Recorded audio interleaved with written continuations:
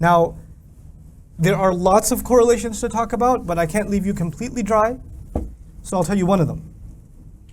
This surah in the beginning, Allah will say He warns of an intense war. قَيِّمًا لِيُنذِرَ بَأْسًا شَدِيدًا مِنْ لَدُنْهُ. This surah is upright because it's there to warn of an intense war that comes especially from Him.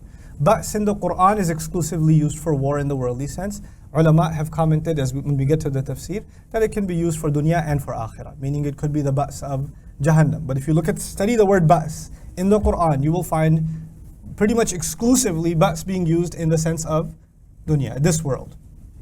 Terrible things that happen in this world. Now when war happens, then everybody should be warned. Everybody should be warned.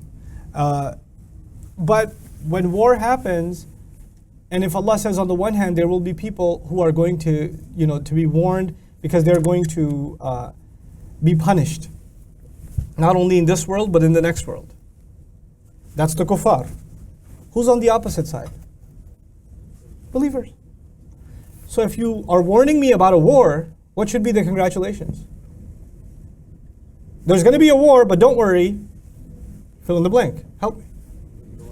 You're going to win. Don't worry. You'll come out okay. Don't worry. You'll survive. Isn't that what you're expecting? He says, وَيُبَشِّرَ الْمُؤْمِنِينَ الَّذِينَ يَعْمَلُونَ الصَّالِحَاتِ أَنَّ لَهُمْ أَجْرًا حَسَنًا. And I'm thinking, okay. So he's giving good news to believers who do good deeds. They're going to have a beautiful reward. I'm thinking maybe the reward is also where? Here. He says, no, not this reward. مَاكِثِينَ فِيهِ أَبَدًا. You live in it forever. They will remain in it forever. Where do you expect reward?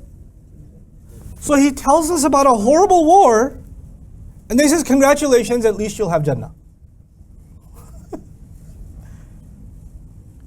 You understand? When you hear about a war, you don't want to hear about Jannah, because that might tell you what? There's a high likelihood you're going to die. You want to hear about, oh, don't worry about it, you'll be fine.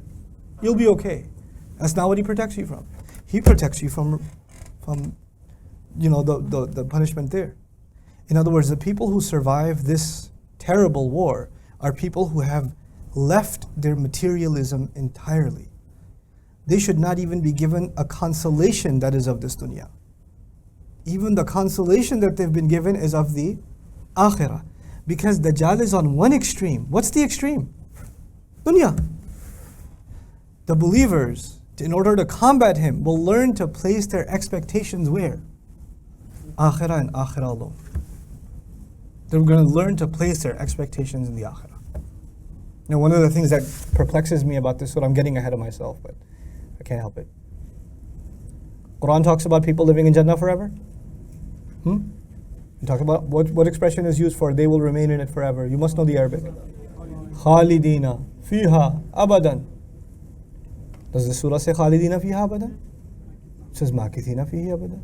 And usually Khalidina fihi abadan is not even a separate ayah, it's part of an ayah. Here what happens? Separate ayah. First of all, he makes just that statement a separate ayah. Then he uses language he doesn't use elsewhere. Khalidina fihi abada. Why not Khalidina fihi? Why Makithina fihi abada? There must be something really strange and unusual. Like there's an unusual call to put your hopes and aspirations in the afterlife, first of all by separating it into an ayah by itself. And then using language that he himself subhanahu wa ta'ala doesn't normally use. He uses different language. When you get to that ayah, you'll see. But I'm giving you a hint already. It has to do with materialism and the fight against materialism. That the expectations of the akhirah are given a higher priority. And since I've already dropped that one, might as well drop the next one. And that is, you will see this run across the surah. And every single one of the stories that are 4 stories, you remember? These young men have their expectations in the right place.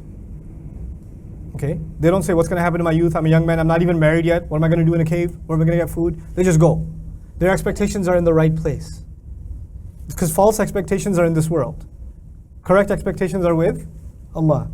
Next story is a guy who has a garden, and his false expectations are where? With his garden. The next story is Musa alayhi salam not to have false expectations based on what he sees. There's a deeper reality. Don't realize, this again false expectation. Then the final story is who? Dhul Qarnayn. And Dhul Qarnayn causes or has like victory after victory. And when people are used to victory, then they give a victory speech. And in a victory speech, like, I'd like to thank my soldiers who risked their lives. We are number one. Right? What does he say? He gets his victory speech and he says, well, actually, هذا رحمة من ربي. This is an act of love and mercy from my Rabb. فَإِذَا جَاءَ وَعْدُ رَبِّي جَعَلَهُ دَكَّاءَ. All of this victory, when the promise of my Rabb comes, all of this will be crushed. I have no expectations in this victory. You know? Because the only thing that will be forever is the reward that believers get. That is mentioned in the beginning of the surah, in which they will remain forever. So you'll see what remains forever and what doesn't remain forever, and what remains forever and what doesn't remain forever, over and over and over and over again in this surah. Allah highlighted it separately in the beginning, and He's going to keep teaching that lesson over again with case studies every time. SubhanAllah. This is just one of the currents that you're going to notice in the surah, inshaAllah ta'ala. So we're in for a really beautiful journey. It's one of the most beautiful places in the Quran, Surah Al-Kahf. I'm very excited that we're going to be doing this, inshaAllah ta'ala.